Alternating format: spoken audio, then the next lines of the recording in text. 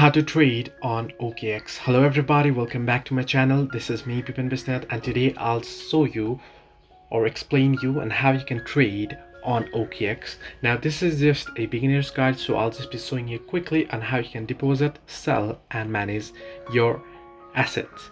So basically you can open up Okx. You'll have to create an account. You can easily use your Google account in order to create an account, but in order to trade you'll have to verify your account. Now as you can see, I'm not verified. I haven't verified my account, so it's showing up verify now pop up there, but I won't be verifying, so I'll just be guiding you through.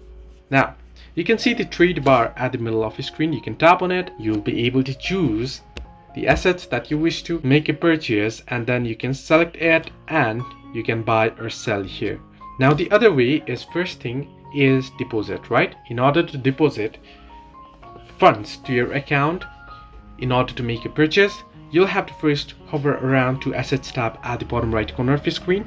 From there you'll find the deposit tab. You want to tap on it, select the payment method, and then select the payment details, and then you can go ahead and choose to deposit the amount.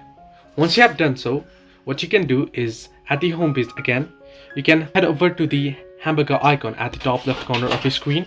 Now here you'll be able to see the buy and sell option there. So you can tap on buy and select the crypto that you wish to buy. Go ahead through the prompts and make a purchase. Similarly, if you wish to sell your assets, you can head over to the sell tab, select your asset that you wish to sell and then sell it.